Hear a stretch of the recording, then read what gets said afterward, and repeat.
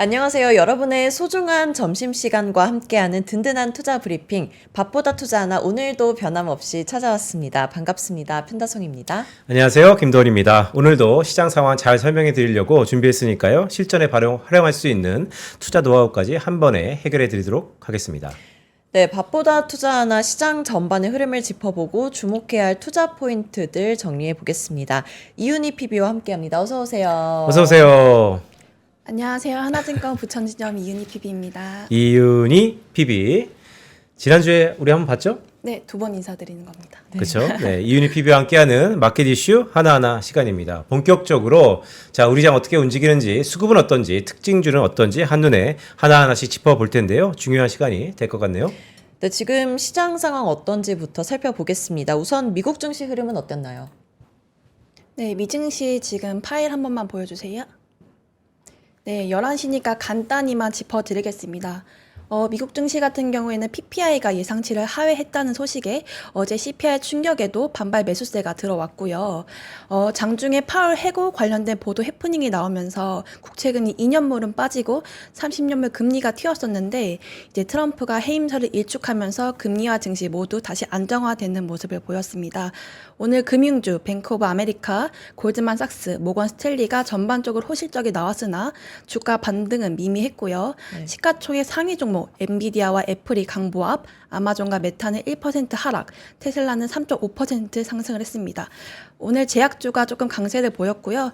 존슨앤존슨이 오늘 예상치를 상회하면서 가이던스도 잘 나왔고 오늘 주가가 6% 넘게 급등을 했고 헬스케어도 강세를 보이면서 오늘 우리 바이오도 강한 모습입니다.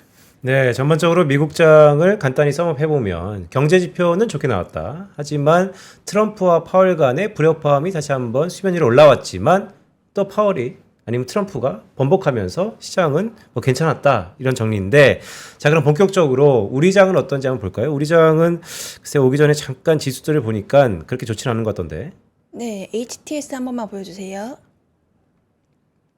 우리 증시 같은 경우에는 이제 그 넥스트 그 정규장에서는 프리마켓에서는 상승 출발했었으나 지금은 코스피, 코스닥 외국인 기관이 양시장 매도하면서 지금 차익 실현 매물이 나오고 있고 오늘 지수가 코스피 기준 0.44% 빠지고 있고 코스닥은 0.25% 상승을 하고 있습니다.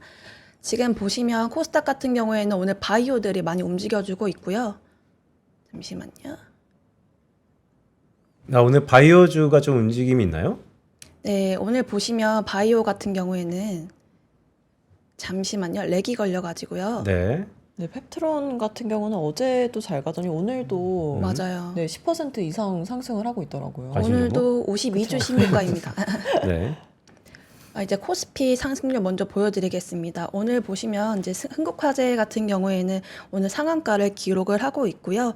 일동지야 비만 치료제도 지금 강세를 보이고 있습니다. 코스닥 같은 경우에는 이제 나라셀라가 강하고요. 나라셀라는 최근 전통주 유통 관련 사업 확장 기대감으로 투자자들의 관심을 모으고 있으면서 연일 강세를 보이고 있고 이 신도기원이라는 기업도 이제 디스플레이 후공정 장비 시장인데 입지를 공고히 하는 동시에 이제 핵심 장비인 MEA라는 제조 설비가 시장으로 사업을 확장하고 있다는 뉴스의 강세를 보이고 있습니다. 오늘은 비만 치료제가 조금 강세를 보이고 있고 네. 오늘 SK 하이닉스가 이제 골드만삭스에서 이제 목표가 하향 보고서가 나오면서 8% 넘게 급락을 하고 있고 그에 따라서 HBM도 지금 약세를 보이고 있습니다. SK하이닉스가 글쎄 오랜만에 조정폭이 좀 있네요. 그런데 삼성전자는 또 시세를 내고 있고요. 네, 삼성전자 같은 경우에는 오늘 삼성 계열사가 좀 강한데요. 계열사들 제가 보여드리면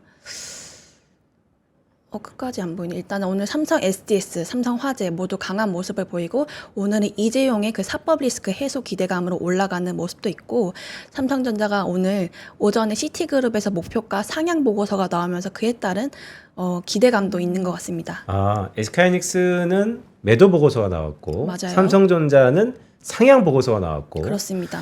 자, 우리 시장을 전반적으로 보시는 분들도 삼성전자냐 SK하이닉스냐 지난주까지만 하더라도 SK하이닉스에 좀 더 무게감을 점수를 줬던 시장이었다면 오늘 지금 이 순간에는 삼성전자에 조금 더 무게를 준다 이렇게 해석해도 될까요? 네, 그렇게 해석하셔도 될 것 같습니다. 네, 그럼 수급 한번 보겠습니다. 기관과 외국인은 어떻게 움직이고 있나요? 지금 아까 오전에 말씀드렸다시피 코스닥, 코스피 같은 경우는 양시장 매도하고 있고 선물은 기관이 매수하고 있고 외국인이 지금 매도를 하고 있는데 아무래도 지금 현재 환율이 1390원, 89원 왔다 갔다 하면서 이에 따른 부담도 있고 지금 미국채 금리가 너무 많이 튀었기 때문에 차익 실현 매물이 나오고 있는 것 같습니다. 달러 환율이 어느덧 1390원 선을 위협하고 있네요. 맞습니다. 이러다가 1,400원도 금방 훌쩍할 것 같다라는 우려감도 있는데, 자, 그렇다면 다시 한번 특징주들 한번 볼까요? 오늘 오르는 종목들은 좀 봤는데 떨어지는 종목들은 대충 어떤 종목들이죠? 오늘은 어제 많이 올랐던 관광업체나 히토류 쪽에서 이제 차익 실현 매물이 나오고 있습니다. 오늘 금융주 같은 경우도 조금 약세를 보이고 있고요. 오늘 HBM, 탈플라스틱, 물류, 유리기판 쪽에서 차익 실현 매물이 나오고 있고 오늘 그 양자암호, 리기티가 오늘 급등을 하는 모습을 보였습니다. 오늘 좋은 뉴스가 나오면서 저희 보안주, 양자암호 쪽도 지금 강세를 보이고 있고 인터넷 스테이블코인 관련주 뉴스가 계속 나오면서 오늘은 카카오는 올라가고 카카오페이는 오늘 오전에 올라갔으나 차익 실현 매물이 나오면서 빠지고 있는 모습입니다. 스테이블 코인 관련 테마주 다시 한번 좀 볼까요? 스테이블 코인 안에서도 방향성이 조금은 다르네요. 이제 옷과 석이 좀 가리는 순간인가? 그러게요. 이렇게 봐야 되나요? 좀 그렇게 보이고 카카오 같은 경우에는 너무 많이 급락을 했었고 이제 이건희 게이트가 이제 묶이면서 많이 빠졌었는데 그에 따라서 저가 매수세가 유입이 된 것 같고 카카오페이는 아무래도 조금 변동성이 카카오보다는 높은 것 같습니다. 네. 스테이블 코인 보면 NHN, KCP는 강세를 보이고 있고 그 외에는 조금 차익 실현 매물들이 나오고 있고 투심이 조금 악화되는 모습이 보이고 있습니다. 네, 그럼 지금 아시아 증시 어떻게 흘러가고 있는지 한번 보겠습니다. 중국과 일본 시장 어떻게 흘러가고 있나요? 아시아 증시 같은 경우에는 잠시만요. 렉이 자주 걸리네요. 아시아 네. 증시 보여드리겠습니다. 아시아 증시 전반적으로 오기 전에 잠깐 보니까 또 흐름이 그렇게 좋지는 않은 것 같던데. 네, 니케이 지수는 오늘 빠지고 있었고 아시아 네. 증시 같은 경우 상해 종합은 오늘 상승 출발한 걸로 알고 있습니다. 니케이는 빠지고 중국은 상승하고 있고 뭐 그런 네. 얘기죠? 우리나라를 비롯해서 아시아 증시 흐름이 오늘 좀 전반적으로 좋지 않네요. 네, 그러니까 글쎄요, 위험 선호가 미국 금리가 오르다 보니까 전반적으로 지난주 같진 않다 이렇게 내용인데, 자, 그렇다면 오전장에 우리가 특히 주요하게 봐야 될 이슈가 있었다면 어떤 게 있을까요? 오늘 오전장 뉴스 보여드리도록 하겠습니다. PDF 파일 한 번만 보여주세요.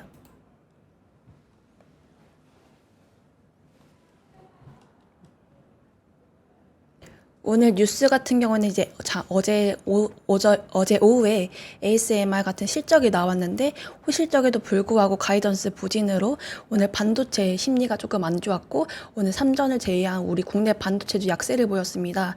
그리고 미국 AI 인프라 투자를 늘리겠다는 트럼프의 발언으로 오늘 뉴스케일 파워와 오클로가 상승을 했고 국내 원전과 전력 사업이 또 오늘 약간 상승 흐름 보이고 있고 오늘 트럼프가 코인 3법 반대표 의원들을 설득한다는 뉴스로 스테이블 코인도 오늘 반등을 해주다가 차익 실현 매물이 나오고 있고 네, 오늘 바이오도 강하고 그리고 오늘 삼성, 이재용 10년 만에 사법 리스크 벗나 이렇게 나오면서 뉴스가 삼성 계열사들이 오늘 전반적으로 좋은 모습 보이고 있습니다. 그리고 제가 눈여겨본 거는 오늘 증권사 투자가격 하락 레포트가 요즘 들어 많이 나오고 있고 작년 동기 대비 2.5배 증가를 했는데요. 하나투자증권 같은 경우에는 은행주 전 종목을 투자가격 중립으로 하향하고 오늘 미래에셋과 골드만도, SK하이닉스 중립으로 하향했습니다. 아, 그래요? 그러니까 네. 여의도에서 매도 레포트가 나오고 있다. 그쵸. 하향 레포트가 매도 아니면 중립. 네. 그런데 하나투자증권은 아까 보니까 은행주 전반적으로 전부 다 중립으로 네. 의견을 하향 조정했다. 최근에 상법 개정 통과 이후에 금융 상당히 주도주가 될 거라는 기대가 있었는데 그쵸. 느낌이 좀 다르네요. 하나는. 어제도 증권주가 급락을 보였고 오늘도 아무래도 지금 상법 개정안 관련돼서 정책 관련주들에 대해서 조금 투심이 약화되고 있는 모습이 보였고 안 올라갔던 바이오나 2차 전지 안 오른 종목들의 투자자들이 좀 찾고 있는 모습을 보이고 있는 것 같습니다. 근데 SK하이닉스는 HBM 전망도 좋을 거라고 지난주까지도 얘기가 나왔던 것 같은데 왜 갑자기 증권사들이 하향 조정을 한 거죠? 오늘 보면 공급 과잉 이슈도 있었고요. 제가 보기에는 하이닉스 3분기에도 실적 잘 나올 겁니다. 그렇지만 삼전 같은 경우는 2분기 실적이 안 좋게 나왔습니다. 비용을 많이 잡았기 때문이죠. 제가 보기에는 착시 효과로 봤을 때는 영업 이익 측면으로 봤을 때 하이닉스보다는 삼전이 착시 효과로 더 많이 먹을 수 있다는 기대감으로 하이닉스에서는 차익 실현 매물이 나오고 조금 저평가된 3전으로 가보자. 라고 오늘 보는 것 같습니다. 삼성전자가 확실히 더 이상 내려갈 데가 없다라는 네. 그런 컨센서스가 자리하고 있다라는 말씀을 주셨는데요. 자, 그렇다면 5장. 글쎄요, 이번 주도 거의 중반을 넘어서 거의 끝자락으로 가고 있는데 5장에 눈여겨봐야 될 포인트가 있다면 어떤 게 있을까요? 제가 오늘 세 가지를 준비했는데요. 아무래도 ASML이 어제 나왔고 오늘은 TSMC가 나옵니다. TSMC조차 조금 안 좋게 나온다면 반도체 수급이 많이 꺾일 우려가 있고요. PDF 한 번만 보여주세요. 네, 오늘 금이 CT에서 상향 보고서 나온 거고 오늘 목표 주가를 9만 원으로 상향을 했습니다. 제가 저번 방송에서는 삼성전자가 작년부터 실적이 나오면 2주 동안 약간 부진한 모습을 보였는데 이번 들어서는 그런 모습을 보이지 않습니다. 3분기 삼성전자 흐름이 좋을 것이라고 예상이 되고요.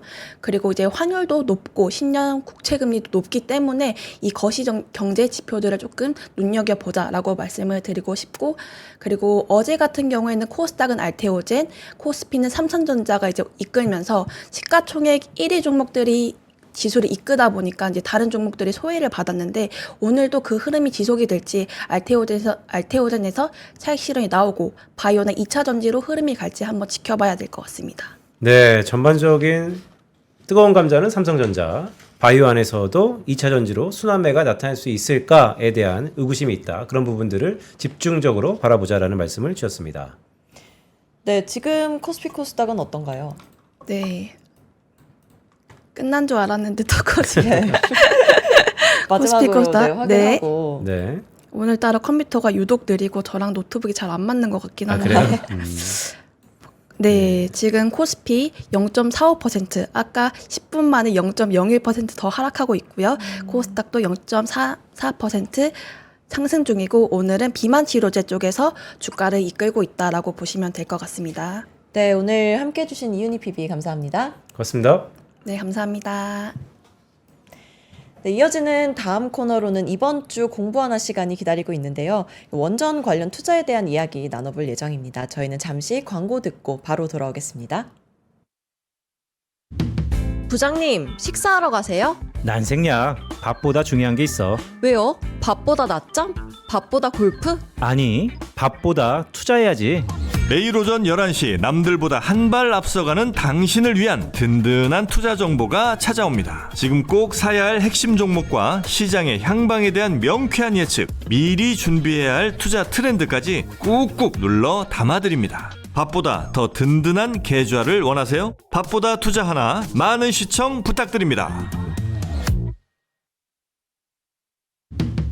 부장님, 요즘 입맛이 통 없어요. 왜? 요즘 투자가 다 안 되나 봐. 제가 산 것만 떨어져요. 어떻게 하죠? 그렇다면 밥보다 투자 공부해보는 건 어때?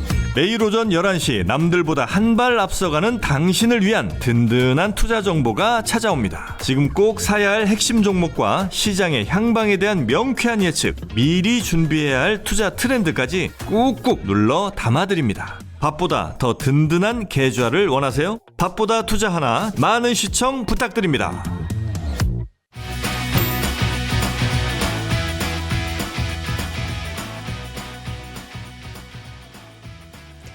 네, 오래 기다리셨습니다. 이번 주 공부 하나 시간입니다.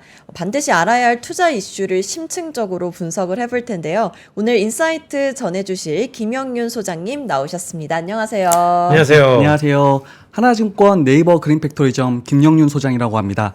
3프로를 통해서 오늘 처음 인사드리는데요.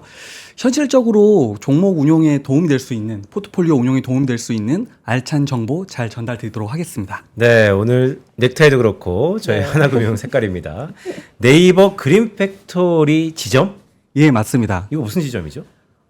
작년 10월 21일 날 저희 영업소를 오픈을 했는데요. 네. 네이버 안에 그 영업소가 직접 오픈이 됐습니다. 분당 네이버 본사 안에요? 예, 네이버 그린팩토리 건물 안에요. 네. 어떤 인연으로 들어가게 된 거예요? 그 네이버하고 하나금융그룹하고 어떤 프로젝트를 하나 진행하는 건이 있었는데 그 인연으로 저희가 네이버에 입성을 하게 됐습니다. 네, 그러니까 그룹에서 밀어주는 뭐 지점이다, 뭐 이런 얘기네요. 알겠습니다. 자, 오늘 공부하는 시간에서는 특히 제가 쭉 내용을 봤는데 원전이에요. 네, 맞습니다. 네, 간밤에 미국 대통령 트럼프 대통령이 AI와 에너지 등에 700억 달러의 규모의 투자 계획을 발표했다. 곧바로 우리 시장에서 지금 원전이 뜨거운데 원자력 관련주 급등하기도 했고요. 어때요? 두산 에너빌리티가 시가총액이 상당히 올라오긴 했던데. 예, 지금 두산 에너빌리티 시가총액이 40조 원이 넘어가고 있습니다. 지금 사실 지난 4월 시장 조정 이후에 주가가 3배 정도 갑자기 급등이 나왔거든요. 네. 지금 자리에서 손님들께서 고객님들께서 더 사야 되나 아니면 가져가도 괜찮나 이런 고민들이 많으실 텐데 오늘 제가 전달드린 정보가 그 판단에 도움이 되셨으면 합니다. 네. 네, 원전 르네상스라는 말도 나오고 있다고요. 예. 그 이틀 전에도 이렇게 호재가 나왔지만 사실 작년 말부터 올해까지 온통 원전에 대한 투자 소식이 이어지고 있습니다. 그래서 원자력 발전, 원전 섹터 자체가 뜨거운 감자로 급부상하고 있는데요. 말씀하신 대로 원전 르네상스라고 표현될 만큼 글로벌 정책 방향이 친원전으로 완전히 회귀하는 모양이 좀 나타나고 있습니다. 그래서 그러니까 이게 글로벌리 이전과 달리 원전에 대해서 밀어주고 있다. 예, 그렇습니다. 국가별로 뭐 차이가 좀 있나요? 그걸 말씀드리기 전에 네. 제가 좀 가슴 뛰는 차트 하나를 보여드리고 싶은데요. 가슴 뛰는 차트. 네. 맨 앞장에 하나 준비를 했습니다. 이 차트는 그 미국의 연도별로 원자력 발전소 착공 추이를 나타내는 차트입니다. 잘 보면은 미국 이 2010년대 초반에 있던 이 두 건을 제외하고는 사실 마지막으로 착공된 게 1970년대 후반입니다. 잠깐만. 저 원전이라는 게 발전소잖아요, 어차피. 네, 맞습니다. 그럼 저게 내구성이 있을 텐데 네네. 저렇게 한 4, 50년에 왕창 짓고 네네. 여태까지 안 졌으면 네네. 가동도 안 했나요? 가동을 하고 있었나요? 가동은 계속 하고 있었고요. 그렇다면 저거 저때 지은 걸로 그러니까. 가동을 하고 있던 거 아닌가요? 예, 맞습니다. 괜찮나? 한 저때 40, 지은 50년 걸로 됐는데? 70년대 말까지 지은 걸로 지금까지 이렇게 계속 가동을 하고 있었기 때문에 미국의 원전 발전 용량 추이가 이렇게 더 캐파가 늘어나지 않고 그대로 유지가 되고 있었던 거거든요. 이게 이제 100기가와트 수준인데 제가 이 앞서 보여드린 차트를 가슴 뛰는 차트라고 표현한 이유는 사실 우리가 신재생 에너지 정책이 근 20년 동안 굉장히 집중했던 글로벌 정책인데 이게 20년 만에 선회를 하고 있어서 사실 시장이 관심이 깊어진 거거든요. 근데 자세히 보면 선진국이나 미국만 보더라도 실질적으로 원전이 마지막 착공된 시기가 근 50년 정도가 됐습니다. 네. 그러면 이게 단순히 단기적 흐름으로 원전을 바라볼 수 있느냐라고 봤을 때는 중장기적 관점에서 지금 원전 섹터를 바라봐야 된다. 단기적 흐름이 아닐 가능성이 높다. 그렇기 때문에 중기적으로 지금의 단기적 급등에 대해서 부담을 갖지 마시고 중장기적 관점에서 좀 끝까지 좀 보유하는 전략을 가져가도 괜찮지 않을까 이런 생각을 가지고 있습니다. 네, 원전 섹터 주목해 보면 좋을 것 같은데요. 글로벌 국가들은 최근 원전에 어떤 정책을 펼치고 있나요? 예, 이게 이제 그 트럼프 대통령이 최근에 행정명령 된 내용을 보면은 이 차트가 지금 설명을 해주고 있는데요. 현재 100기가와트인 미국의 원전 발전 용량을 2050년대는 400기가와트 이상으로 높이겠다라고 합니다. 그 뒤에 정리된 내용을 보면서 최근 원전 관련 정책 변화 좀 더 자세하게 좀 설명드리겠습니다. 미국만 보더라도 이거는 이제 미국 트럼프 대통령이 원자력 산업 활성화를 위한 행정명령에 최근에 서명을 한 내용입니다. 내용을 보면 첫 번째로 미국의 원전 설비 용량을 현재 100기가와트에서 2050년까지 400기가와트까지 목표로 늘리겠다는 내용인데요. 네. 현 원전이 96기를 가지고 있는데 이게 400기까지 확대를 하겠다는 내용입니다. 좀 더 상세하게 보면 2030년까지는 10기의 대형 원전을 추가적으로 착공하겠다고 얘기를 했고 미국의 원자력위원회를 효율적으로 개편하면서 신규 인허가 기한도 30개월에서 18개월로 축소한다고 합니다. 예. 저게 원전이 삽뜨고 제가 잘 몰라서 네. 1년 6개월 만에 지을 수 있는 겁니까? 이거는 이제 신규 인허가 기한만 나타낸 거고요. 네. 실질적으로 원전에 대해 지어지는데 평균 기간을 8년 정도로 8년이요? 예, 8년 정도로 인허가 8년 하면 러프하기 10년이잖아요. 예, 맞습니다. 그러면 예, 예. 아까 서두에 소장님 말씀 주셨던 것처럼 원전은 50년 만에 빅사이클이 왔다. 네. 뭐 데이터 보니까 저도 동의. 네. 그런데 지금부터 삽떠서 10년 뒤에 결과가 나오는데 네. 이거 믿을 수 있는 겁니까? 말씀하신 대로 지금의 원전이 현재 지금 발등에 불 떨어진 이런 전력난 같은 거를 바로 해소할 수 있는 대안은 아닐 수도 있다라고 생각이 됩니다. 그런데 이 원전으로 빠르게 회귀할 수밖에 없었던 상황은 뒤에 이제 여러 가지 차트를 제가 준비했지만 미국의 전력 가격이 최근에 3년 동안 굉장히 급등을 하기 시작을 했거든요. 그렇기 때문에 미뤄왔다가 이제는 중장기적 관점에서도 전력에 대한 이 어떤 대안, 전력을 빠르게 효율적으로 생산할 수 있는 대안을 만들어가지 않으면 지금의 이 전력 가격을 잡을 수가 없는 상황이 되었다라고 지금 보여지거든요. 네. 그렇기 때문에 중장기적인 대안으로 이렇게 미국뿐만 아니라 유럽의 덴마크, 벨기에, 독일 등도 최근에 원자력 발전 금지 법안을 뭐 재검토하거나 신규 원전에 대한 건설의 금지법 같은 걸 다시 이제 폐지했던 걸 다시 의회를 통과시켰거든요. 네. 그러면서 이제 미국, 유럽에 있는 선진국들이 원전으로 완전히 회귀하는 정책들이 지금 나타나고 있는 모습이 그런 이유라고 생각이 됩니다. 그러니까 제가 궁금한 게 이런 거예요. 그러니까 다 알겠어요. 원전으로 가야 될 방향인 거. 네. 그런데 지금 필요한 전력을 공급해주는 게 아니라면 예. 지금 미국이 하고 있는 화석 연료로서의 회귀. 네. 그럼 오히려 주식 투자 관점에서 보면 네. 지금은 화석 연료가 당장 물 들어왔으니까 예. 여기를 좀 더 투자하다가 네. 원전은 지금 아니고 차츰차츰 늘리면 되지 않나라는 생각을 갖고 있는데 네. 그런데 주가를 보니까 너무 지금 떴단 말이죠. 예, 맞습니다. 그래서 이거는 약간 어떻게 해야 되냐. 시청자들 입장에서는 원전 알겠어. 내가 천천히 볼 거라고 했는데 갑자기 떠버렸고 정책은 미국에서 화석연료 쪽으로 갔는데 화석연료 쪽 보자니 약간 또 겁도 나고 이럴 때는 도대체 투자를 어떻게 해야 되는 거예요? 제가 이제 주식시장 용어 중에 이니셔티브라는 표현이 있습니다. 네. 이니셔티브를 그대로 해석을 하면 처음이라는 의미인데 주식시장 용어로 우리가 의역을 해보면은 경험해보지 않은 새로운 것 이런 의미가 있거든요. 네. 사실 시장이 항상 가장 뜨겁게 반응하는 것이 그 전에 경험해본 일이 없는 사건을 가장 뜨겁게 반응을 하는데 원전 역시도 사실 작게 보면 20년, 크게 보면 50년 만에 사실 정책이 바뀌어가고 있는 모습이거든요. 그렇기 때문에 이렇게 시장이 아주 뜨겁게 반응하는 것이 아닌가라고 좀 보여집니다. 예. 네, 아까 그 유럽의 다른 국가들의 정책에 대해서도 이야기를 해주셨는데 네. 아까 표 보면 그 국가들에 대한 정책들도 나와 있는 걸로 보이거든요. 네네. 네, 혹시 설명해 주실 수 있으신가요? 예, 잠깐 언급은 드렸었는데 덴마크 같은 경우에는 지난 40년 동안 유지해왔던 원자력 발전 금지 법안을 재검토하는 중이고요. 벨기에 같은 경우는 기존 원전 폐지 및 신규 원전 건설에 대한 금지법 자체를 폐지하는 것이 의회 자체가 통과가 된 상태입니다. 그 다음에 독일 같은 경우는 반원자력 정책 기조 자체도 철회를 했었고요. 스웨덴은 5기가와트 규모의 신규 원전 건설 예산을 승인하는 등 유럽에서도 신원전 정책으로 완전히 회귀하는 모습이 좀 나타나고 있습니다. 그 아랫단에는 체코의 최근에 이제 좋은 소식이 있어서 하나 적어봤는데 네. 지난 5월에 체코의 두코반이 5, 6기 신규 원전 사업 본계약을 우리 한수원에서 팀 코리아가 체결했습니다. 국가대표. 예, 맞습니다. 네. 이게 이제 25조 원 규모의 대형 계약인데 이걸로 인해서 우리가 유럽 진출을 처음 하는 첫 진출을 이제 성공을 했다고 보시면 될 것 같습니다. 예. 그러니까 한국의 원전이 유럽으로 첫 수출하는 사례다. 네, 맞습니다. 뭐 이런 것이죠. 예. 이거 제가 잘 몰라서 여쭤보는 건데 네. 원전은 대충 알겠어요. 네. SMR 소형 원전은 뭡니까 그럼?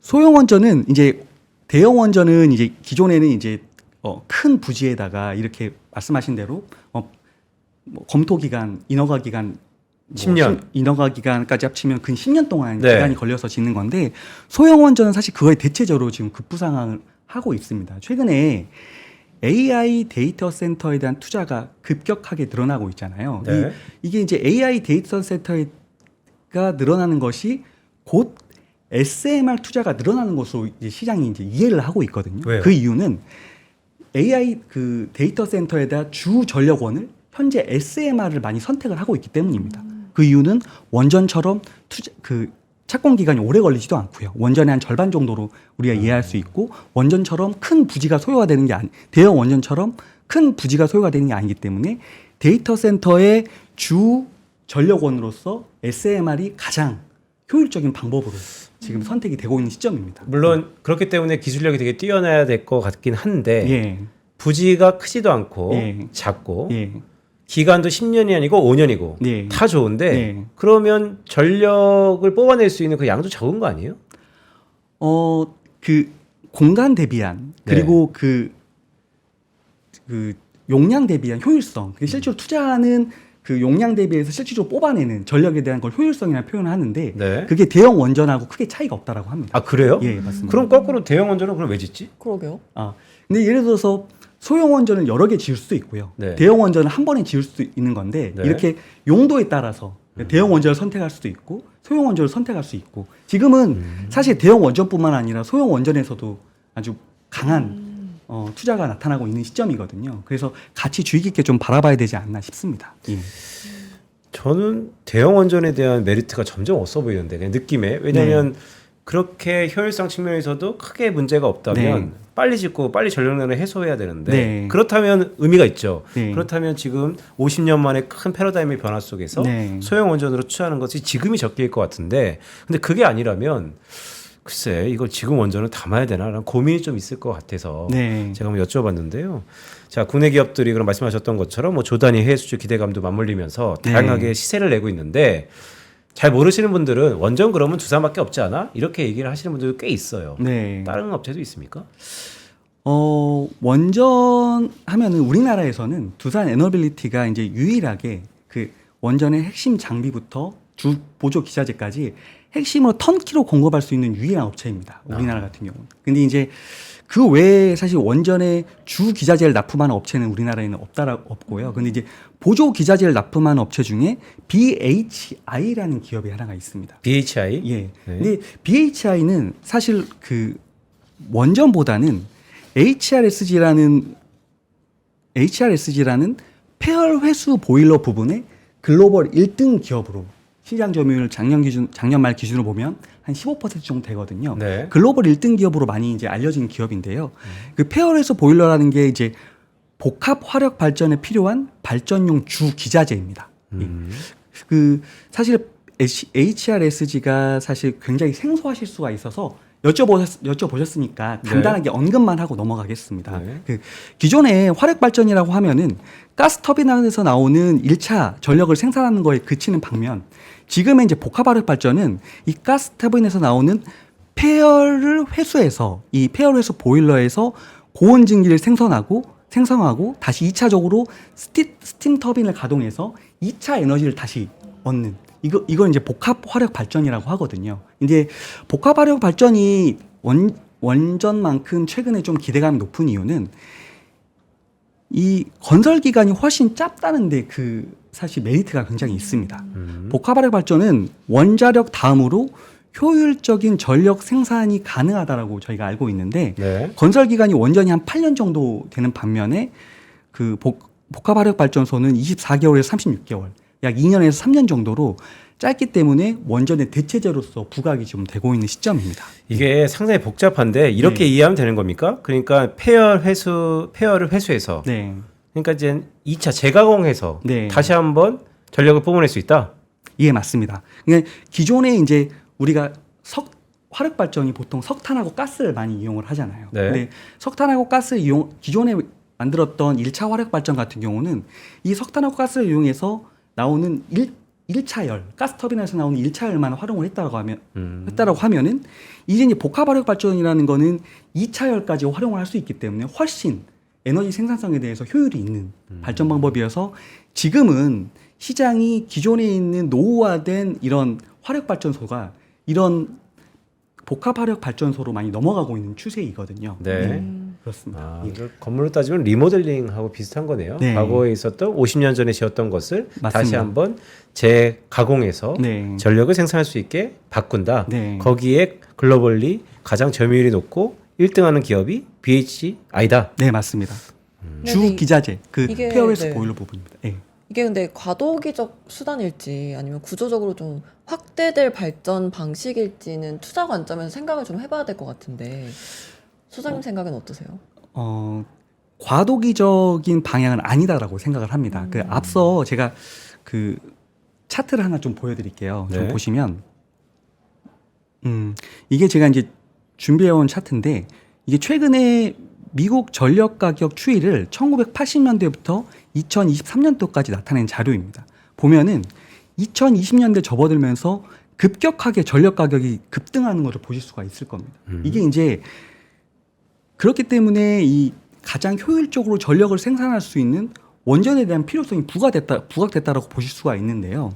여기 보시면 두 번째 차트는 미국의 주요 발전원별 캐패시티를 나타내는 자료입니다. 이 캐패시티라는 게 어떤 거냐면 최대 생산 출력 대비해서 실제 생산량을 나타내는 자료입니다. 실제 생산량이라는 거는 주입된 출력 대비해서 실제 생산량이기 때문에 얼만큼 효율적으로 이 전력을 생산할 수 있냐 그걸 나타낸다고 보시면 될 것 같은데요. 네. 여기 보시면 첫 번째로 누가 뭐래도 원자력이 가장 효율적인 생산 수단이고 두 번째는 가스나 석탄 같은 화력 발전 이 두 번째로 가장 효율성이 높은 수단이라고 보시면 될 것 같습니다. 근데 그 흐름이 아까 이제 이런 과도기가 될 것이냐 단계에 그칠 것이냐 물어봤는데 사실 처음에 제가 서두에 설명드렸던 것처럼 이 원전으로 넘어가는 흐름이 결코 단기적인 흐름은 아니듯이 이 화력 발전으로 넘어가는 복합 발전으로 넘어가는 흐름도 결코 단기 흐름은 아니다라고 보고 있습니다. 왜냐하면 그 여기 차트에 나와 있지 않지만 노후화된 석탄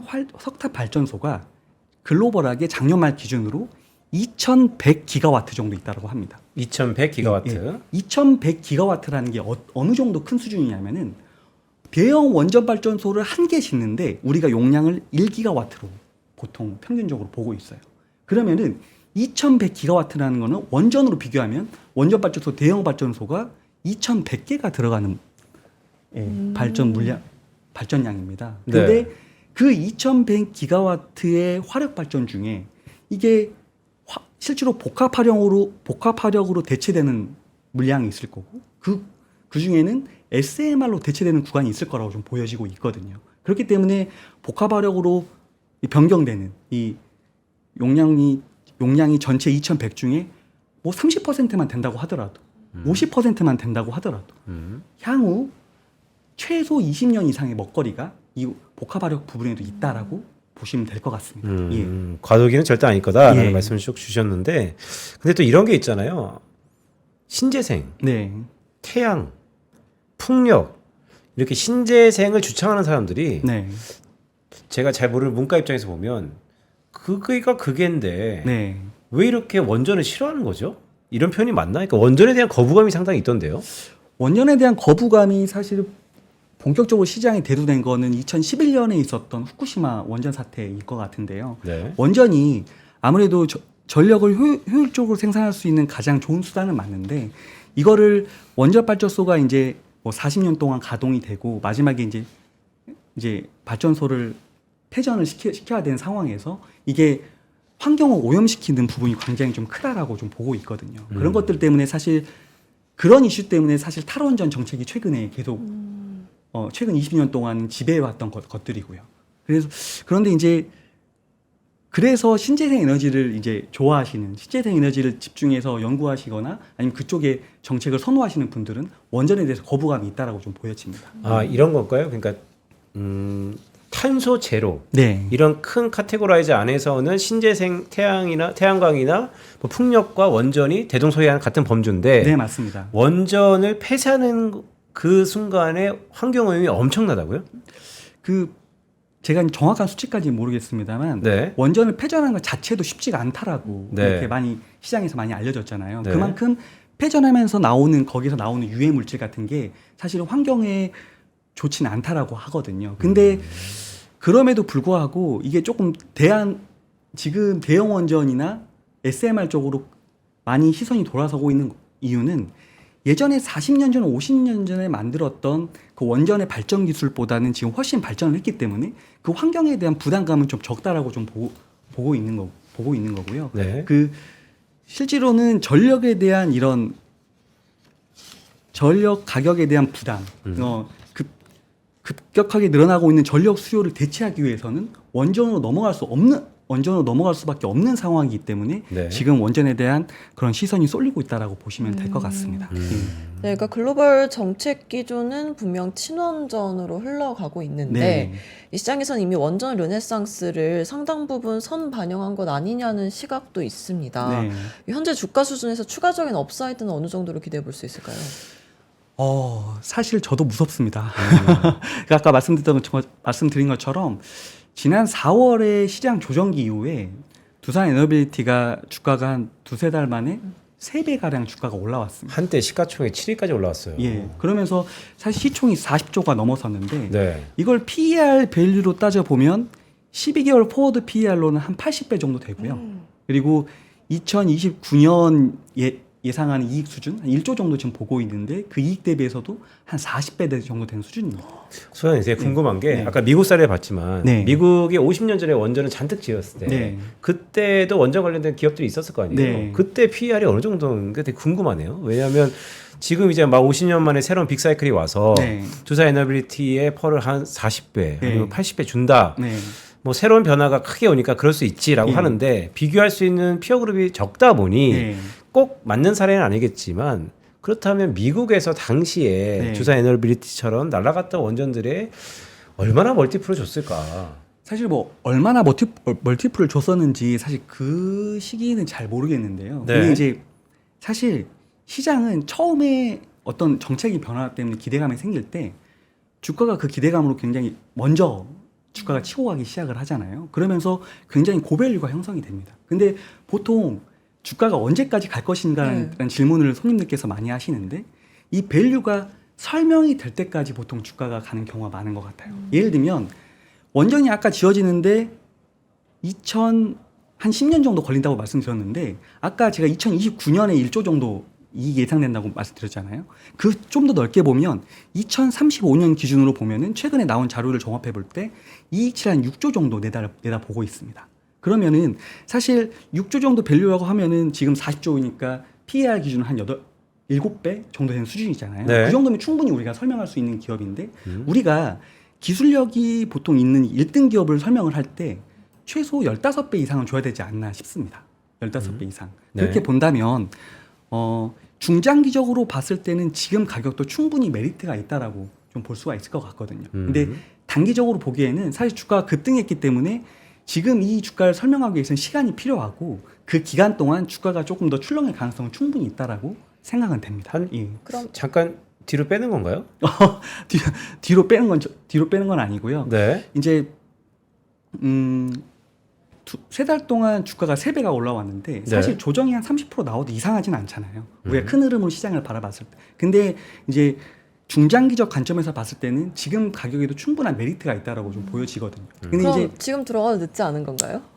저는 중장기적 관점에는 늦지 않다라고 생각이 됩니다. 우리가 올해 상반기 시장을 조금 다시 좀 되새겨 보면 우리 상반기 시장을 주도했던 섹터는 누가 뭐라고 해도 조방원이잖아요. 앞에 지금도 있던데요. 지주금융. 지금은 조방원. 맞습니다. 지금은 조방원이라는 표현도 있는데 이게 정책 기대감이 아니라 실제로 숫자가 나오면서 수주 산업으로 비교한다면 이 조방원이라는 섹터가 있을 수가 있는데 가만히 생각을 해보면 조선하고 방산 섹터는 사실 수주가 나오기 시작한 지 근 3년이 넘어가고 있습니다. 이 3년이 넘어갔다는 표현은 이 열심히 공부하시고 예측하시는 애널리스트 분들이 이익치를 예측할 때 어느 정도 그 예측치가 좀 벗어나지 않는 수준까지 좀 많이 올라왔다라고 보여지거든요. 근데 보통 처음 이렇게 산업이 좀 돌아서기 시작을 하고 처음 기대감이 올라서기 시작할 때 애널리스트 분들도 자료를 쓸 때 본인들이 생각하는 것보다 조금 더 보수적인 경향으로 쓰는 경향이 있습니다. 왜냐하면 이게 수주가 몰리는 선상에서 얼마나 기존 대비 이 가격이 늘어날지 사실 정확하게 예측하기 어렵거든요. 근데 두산 에너빌리티는 아직 제대로 된 수주조차 시작을 안 했다라고 본다면 그 늘어나는 Q보다 이 얼마나 P가 늘어날지에 대한 부분은 아직 예측이 정확하지 않다라고 좀 보고 있거든요. 그러면 그 기대감으로 얼마나 주가가 더 갈지는 사실 모르는 거죠. 네. 시장은 또 항상 우리가 쏠림이라는 게 있잖아요. 쏠림. 네. 에코프로가 어떻게 예전에 전기차 이슈 있을 때 1년 반 만에 주가 70배를 갔겠어요. 네. 그런 시장의 쏠림에 대한 기대감도 지금은 없진 않다라고 좀 보여집니다. 네, 그럼 두산 에너빌리티가 예를 들어서 해외 기업들의 견제가 들어오거나 네. 뭐 수출 규제가 생기거나 이런 리스크는 없을까요, 앞으로? 네. 그거는 이제 그 준비한 그 자료를 보면서 한번 설명드리고 싶은데요. 지난 20년간 그 전 세계 글로벌 정책이 신재생 에너지에 집중하면서 지금 이제 원전의 핵심 장비를 턴키로 공급할 수 있는 능력이 있는 게 러시아, 중국, 한국, 프랑스 정도로 좀 보여지고 있습니다. 네. 근데 이 아래에 있는 이 차트는 전 세계 건설 중인 수출 원전을 나타내는 자료인데요. 이게 2022년 기준입니다.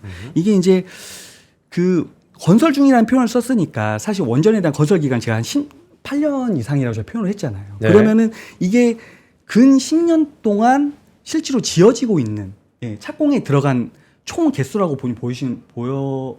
이해를 하시면 되는데 실질적으로 최근 10년 동안은 원전이 1년에 착공된 게 건수가 5개 미만입니다. 전 세계적으로요. 근데 그 안에서도 러시아가 한 20개 이상을 수주를 했고요.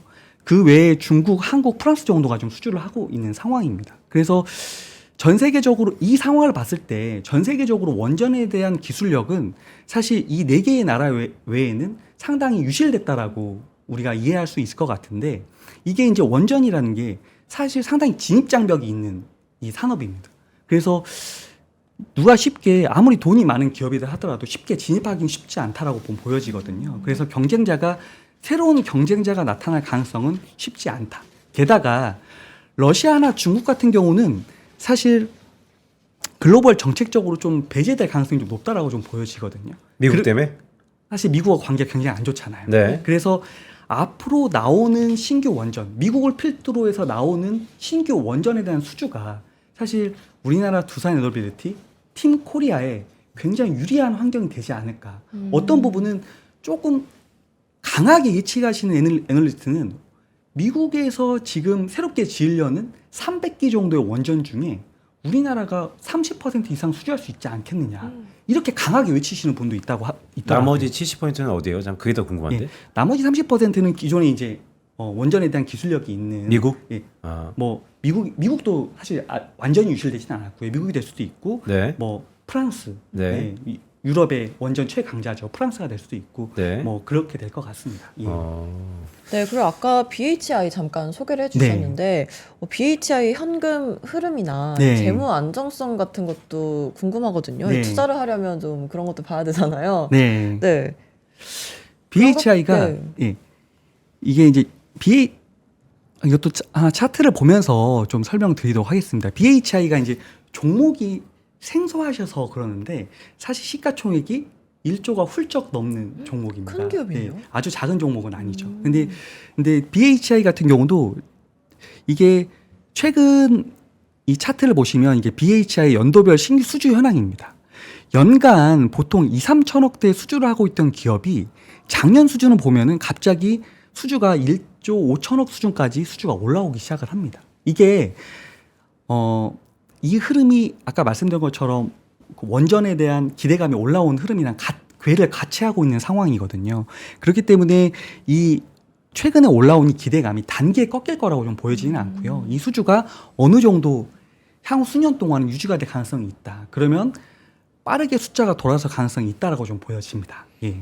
네, 그럼 말씀해 주신 것처럼 원전태만 사이클이 길잖아요. 예. 그럼 장기 투자를 해볼 만한 종목이라고 생각하시는 건가요? 예. BHI? 그렇게 보고 있습니다. 그러니까 원전이나 BHI 역시 지금은 신재생 에너지 집중한 정책이 완연하게 원전이나 복합화로 돌아서고 있다. 이게 결코 단기 사이클은 아니다. 큰 그림에서 시야를 좀 넓게 보고 비중을 가져가야 된다라고 생각을 갖고 있습니다. 예. 그러니까요. 두산에너빌리티를 아까 에코프로랑 비슷하게 한번 말씀을 주셔가지고 계속 내리에 박히는데 네. 뭐 물 들어온 것 같아요. 네. 그리고 에너지의 큰 전환 속에서 네. 미중 패권 경쟁도 그 안에 들어가 있는 것 같고요. 네. 또한 데이터를 잘 보여주셨지만 50년 만에 진짜 크게 한번 정책이 전환되는 것 같고 네. 그런데 지금 오늘 7월이잖아요. 네. 우리 4월에 나와서 얘기하는 게 아니라는 거예요. 네, 맞습니다. 4월에 나와서 얘기했으면 진짜 제빡 터졌겠죠.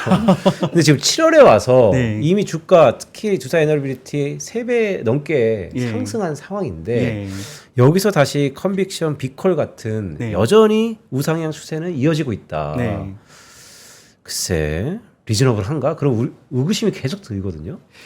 지금 가격이 리즈너블 하는지는 사실 지금 시점에서는 좀 판단하기 어려운 것 같습니다. 그런데 아까 말씀드린 것처럼 두산에너빌리티는 수주가 시작되면은 그 이익이 산입되는 기간이 10년이거든요. 건설 네. 기간이 10년이기 때문에 앞으로보다는 향후 10년을 봐야 되고요.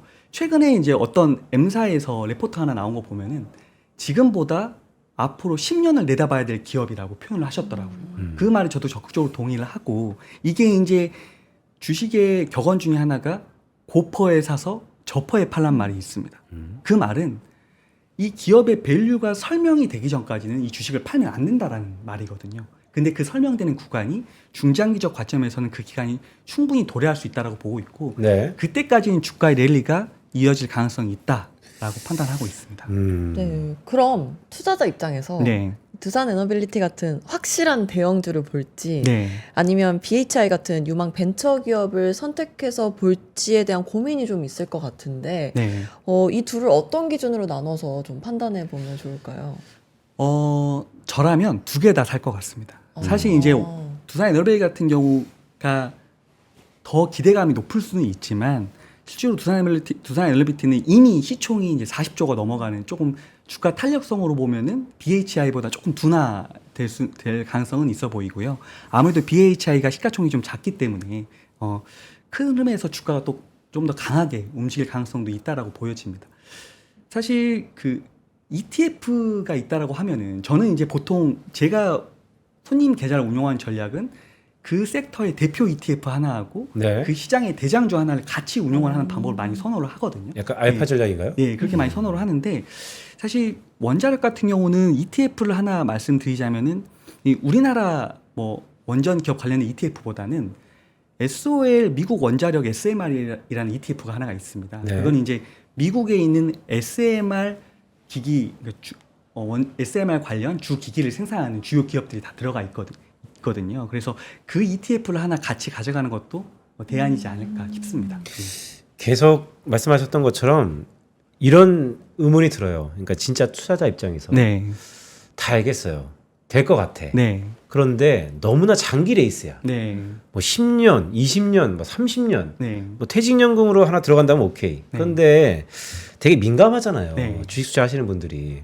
이게 너무 투자 시기가 긴데 네, 혹시 이게 이런 완전한 먹거리라 그러고 돈이 된다 그러면 기업체들이 하던 비즈니스 접고 피벗해서 뛰어들어서 경쟁하다 보면 두산 에너빌리티의 아성이 무너지지 않을까? 물론 기술력에 진입장벽이 있다고 했지만 요즘같이 기술이 하루하루가 다르게 바뀌는 그 시대에 네, 과연 10년 동안 이 완전한 입지적인 진입장벽을 담보할 수 있느냐? 네. 결국 경쟁 때문에 또 중국 업체들이 지금은 이데올로기를 인해서 못 들어온다 하지만 다 돈이 된다 그러면 중국 업체들이 했던 게 뭡니까? 전부 다 가격을 다운시켜서 치킨 게임 하는 거 아닙니까? 네. 그런 우려감을 다 감안하더라도 괜찮다. 10년 동안 간다. 이렇게 봐야 되는 건지 아니면 생각해 보니까 그럴 수도 있겠네요. 그래서 약간 조정받으면 사시죠. 어떤 스탠스입니까? 그거에 대해서는 조금 우회적으로 조선에 대한 부분을 잠깐 언급을 드리고 싶습니다. 조선이요? 네. 그 사실 이번 장세에서 우리나라 조선주들이 아주 강한 랠리가 나왔잖아요. 그 랠리가 나올 수 있었던 가장 큰 원동력이 미국이 이제 미국이 우리나라 조선사에 이제 손을 내밀면서 미국의 LNG 터미널을 급격하게 늘어날 거에 대한 기대감과 그 기대감과 함께 이번에 대한 LNG선 시장은 우리나라가 독식할 가능성이 있다라는 거를 시장이 알았기 때문에 그에 대한 기대감으로 조선 섹터가 굉장히 급등이 나왔는데 앞서 말씀드린 것처럼 이 LNG선도 역시 고부가 가치 기술력으로 우리가 이해를 하고 있습니다. 중국이 아무리 열심히 노력한다고 하더라도 이걸 단계에 따라잡기는 어렵다라고 좀 보고 있듯이 원전도 마찬가지라고 좀 보여집니다. 원전도 그동안에 20년 동안 길게는 뭐 50년 동안 글로벌 국가들이 크게 투자하지 않았던 섹터인데 이들이 갑자기 투자를 늘린다고 해서 그동안 이걸 끝까지 고수해왔던 두산 에너빌리티가 갖고 있는 기술력을 쉽게 따라잡을 수는 없다라고 좀 보여지거든요. 근데 이제 아까 주가 측면에서 다시 한번 그래도 이 정도 가격인데 과연 지금 따라잡는 게 맞냐라고 네. 잠깐 언급 주셨잖아요. 네. 근데 아까 제가 수주에 대한 얘기를 할 때 조선하고 방산 같은 경우는 수주가 나오기 시작한 지 3년이 넘었다고 표현을 했었고 이 원전은 아직 수주가 제대로 된 수주가 시작도 안 했다라는 표현을 했습니다. 그 의미는 지금 전 세계적으로 신규 원전에서 검토 중인 대형 원전의 총 원전기가 한 400기 정도 된다라고 해요. 네. 근데 두산 에너빌리티가 1년에 연간 수주 캐파가 대형 원전이 5기거든요. 캐파가? 네. 그러면 1년 만들고 싶어도 캐파가 못 만드는 5기. 거잖아요. 네. 만들고 근데 싶어도 못 만드는 예, 거잖아요. 그렇습니다. 그러니까 어떤 의미냐면 두산 에너빌리티 입장에서는 이 물밀듯이 몰려오는 이 수요에 대해서 선별 수주를 할 수 있는 이 기회가 됐다. 그렇기 때문에 우리가 예상한 것보다 Q가 급격하게 늘어날 수 있다는 거고, 그 실제로 수주가 시작도 안 했다라는 거는 앞으로 이 향후 2, 3년간은 수주에 대한 이 뉴스가 계속해서 나타날 수 있다는 겁니다. 그러면 그 기대감 때문에 주가는 순간순간 움직일 가능성이 있다. 그러니까 이게 얼마나 빠르게 주가에 반영될지는 모르겠지만 확실한 거는 앞으로 2, 3년 동안은 두산 에너빌리티의 우호적인 환경은 형성이 되어 있고 아주 강한 주가에 영향을 줄 수 있는 그런 좋은 뉴스들이 계속해서 나타날 것이다. 좋은 수주 소식들이 나타날 것이다. 네. 라고 예상이 됩니다. 그러니까 소장님 말씀을 쭉 들어보니까 네. 제 내리 속에 예. 글쎄요, 제가 너무 갔나 싶기도 한데 네. 왠지 아람코가 막 생각나고 네. TSMC가 생각나고 네네. 두산 에너빌리티가 정말 이 원전에서 네. 그렇게 아성을 글로벌리 포지셔닝 할 수 있는 네. 그런 이제 첫 걸음을 뗀 그런 시기인가? 라는 생각도 잠깐 드네요. 첫 걸음을 뗀 시기라기보다는 두산 에너빌리티 사실 너무 예전부터 쭉 봐왔던 기업인데 우리나라에서도 전 세계 글로벌리하게 탈원전 정책을 펴나가는 기간에 사실 주가가 가루가 된 적이 있습니다. 가루. 예, 그러니까 가루라는 표현을 왜 썼냐면은 가루는 99% 내려가는 게 가루 아니야? 거의 예. 그러니까. 없어진 거 아니에요? 그러니까요. 제가 차트 하나 보여드릴까요? 가루가 네. 된 적 있어요? 네. 야, 이 주주님들은 엄청난 인내심을 갖고 있는 계신 분들인데. 예. 저희 이거 지난주부터 시작했는데 네. 어떤 종목이 가루가 됐다라는 표현을 하면서 처음이에요. 야, 우. 그 원전에 대해서 가장 호황기했던 시절은 사실 2000년대 후반이었습니다. 이때 두산 에너빌리티 주가를 보면은 13만 원 정도가 고점이라고 가정을 했을 때 저점 가격을 제가 한번 찍어보겠습니다. 저점 가격이 2,000원입니다. 2, 3,000원. 네. 그 의미는 주가가 90% 이상 빠졌다라는 의미거든요.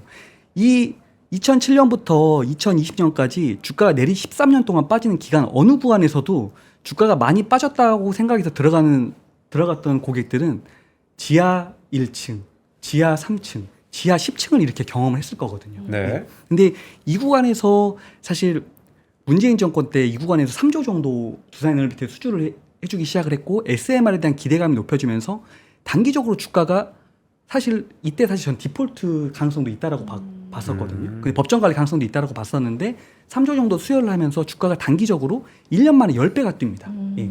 이거는 기업이 없어질 뻔하다 살아났기 때문에 이해가 되는 구간이죠. 예. 근데 그 이후에는 실질적으로 이 이후에 2000년대, 2020년대 들어서면서 원전에 대한 정책들이 속속 기대감이 좀 나타나기 시작을 했고 그 기대감이 작년 말부터 정책으로 완연하게 반영이 되는 구간에서 이러한 주가 랠리가 나타났다고 보시면 될 것 같습니다. 다시 한번 주가를 쭉 보여주세요. 장기 시기요. 네. 야, 이거는 정말로 정책주네요. 네. 그렇죠? 예. 그러면 또 생각해 보니까 주주분들이 가장 체크해야 될 포인트가 지금의 글로벌리 이 원전의 르네상스라고 할 수 있는 네. 이 정책이 바뀔 수 있는 가능성, 그게 가장 리스크네요. 저는 정책이 바뀔 가능성은 아주 극히 낮다라고 좀 생각이 됩니다. 왜냐하면 이 정책이 단순히 미국의 공화당이 집권을 하고 민주당이 집권을 하고 그런 이슈 때문에 사실 원전에 대한 정책이 나타난 게 아니라 실질적으로 전력에 대한 가격이 급등을 하면서 원전으로 회귀할 수밖에 없는 환경이 만들어졌기 때문에 이 원전에 대한 기대감이 생긴 거거든요. 그 정책이 앞서 말씀드린 것처럼 20년이냐 50년이냐 돌아서는 기간이 중요한 게 아니라 중장기적 관점에서 큰 흐름이 바뀌었다. 큰 배의 항로가 바뀌었다라고 좀 보기 때문에 이 정권이 바뀌는 것과는 조금 무관하다. 저는 그렇게 생각을 갖고 있습니다. 그럼 포트폴리오 관점에서 본다면 네. 이 에너지 인프라 섹터에서 몇 % 비중 정도로 가져가시는 걸 추천하시나요? 그러니까 나 되게 물어보고 네. 싶었어. 네. 그 오마의 현인이라고 하는 워렌 버핏이 한 말을 인용을 해보면 네. 개인이 투자할 수 있는 종목이 절대 10개를 넘어서는 안 된다라고 이게 표현을 한 게 있거든요. 그건 피터 린치도 마찬가지인데 사실 가끔 상담을 하다 보면 새로운 상담을 할 때 고객님 계좌에 이제 포트폴리오가 백화점이신 분들이 네. 있으세요. 백화점이라는 표현은 이제 아주 많은 종목들이 들어가, 뭐 50개, 60개 이런 종목들이 있는 포트폴리오가 있으신데 5, 60개 있으신 분들이 있어요? 덜어 있습니다. 개인 투자자분들. 아, 소장님 고객들 분들 아니요. 중에서도 제가 있어요? 운영하는 계좌는 저는 그렇게 운영하지는 않는데요. 네. 저는 종목을 최대 10개 이내로 운영을 하려고 노력을 하고 있습니다. 워렌 버핏 따라하기? 네, 따라한다기보다는 한 PB 입장에서 사실 커버리지 할 수 있는 종목, 그렇게 컨빅션을 가질 수 있는 종목이 과연 얼마나 많이 있겠느냐라고 저는 이렇게 다시 반문을 하고 싶고요. 그러면 실질적으로 종목이 10개가 넘어가지 않아야 된다.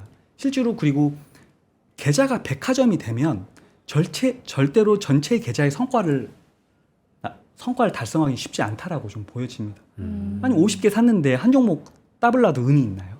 비중을 잘 씌는 게 굉장히 중요하다고 생각이 들고요. 저는 종목에 대한 비중을 실을 때 저 개인적인 관점에서는 풀베팅이라는 관점이 한 종목이 20%입니다. 예, 풀베팅 관점. 네. 근데 이제 퍼센트를 정확하게 말씀드리면 저는 지금 두산에너지는 15% 이상은 충분히 실어가도 된다. 거의 저는, 풀베팅이네요. 예, 저의 관점에서는 풀베팅입니다. 예. 네. 가장 전체 섹터 중에 우리나라 수주 산업 중에 글로벌 1등 포인트가 있는 수주 산업 중에 현재 가장 내러티브가 가장 강하게 형성되어 있고 가장 중장기적으로 판단했을 때 가장 모멘텀이 좋은 종목이라고 지금은 생각을 갖고 있습니다. 지금 얼마죠? 지금 두산 에너빌리티? 지금 오늘 기준으로 보면 네. 한 64,000원 정도 되네요. 64,000원? 예. 네, 저희 김용 소장이 아마 간헐적으로 오시죠? 네, 네. 64,000원이었어요 오늘. 꼭 네. 기억하세요. 네, 네. 제가 꼭 물어보겠습니다. 예. 재밌네, 64,000원. 네. 네, 오늘 밥보다 투자하나 이번 주 공부 하나에서는 김영윤 소장님과 함께 원전 시장 분석해 봤는데요. 이 원전 르네상스 시대에 관련 기업들의 향후 행보가 더욱 주목이 되는 시간이었습니다. 네, 마지막으로 소장님께서 오늘 내용 정리와 함께 소감 한 말씀 간략하게 부탁드립니다. 네. 오늘 내용 간단하게 마지막 차트 보시면서 오늘 내용 정리하겠습니다. 이 차트를 꼭 보여드리고 싶었는데, 이게 이제 이 차트의 내용은 글로벌 원자력 발전소 착공 추이 및 전망입니다. 그러니까 실제로 원전의 전성기라고 한다면은 미국, 유럽의 원전 전성기가 60년대 후반부터 80년대 초반까지라고 우리가 이해를 하고 있거든요. 이 시기가 50년 만에 도래한 것이 아닌가라는 지금 기대감이 형성되고 있고, 시장 조사 기관들의 원전 용량 전망치 평균을 보면 앞으로 2026년부터 2040년까지 연간 대형 원전이 30기 내외로 착공이 될 것이라고 합니다. 근데 이 30기 내외, 연간 착공되는 30기 내외에서 우리 두산 에너빌리티가 저는 최소 20%는 수주하지 않을까. 네. 좀 이런 기대감이 있는 거고요. 그렇게 본다면 최소 20년 이상의 먹거리는 두산 에너빌리티가 확보를 하고 있다. 이렇게 보셔도 괜찮을 것 같습니다. 네, 오늘 함께 해주신 김영윤 소장님 감사합니다. 고맙습니다. 네, 감사합니다. 네, 이제 밥보다 투자 하나 마무리할 시간입니다. 오늘 전해드린 투자 정보들이 여러분에게 든든한 도움이 되길 바랍니다. 네, 오늘 비 소식이 많죠. 다들 퇴근길 조심하시고요. 밥보다 투자 하나는 내일 오전 11시에 다시 한번 찾아뵙도록 하겠습니다. 고맙습니다.